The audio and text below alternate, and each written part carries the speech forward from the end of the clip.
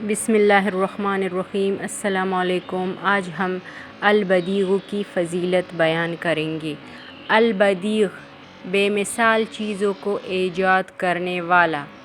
جس شخص کو کوئی غم یا مصیبت یا کوئی بھی مشکل پیش آئے وہ 1000 مرتبہ یا بدیغ السماوات والارض پڑھے، انشاءاللہ کشائش نصیب ہوگی۔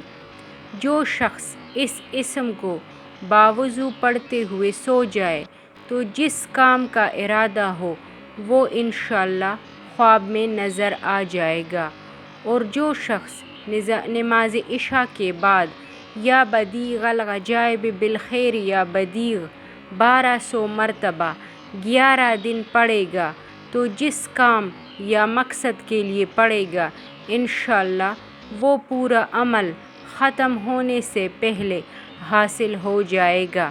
آزمودہ وظیفہ ہے۔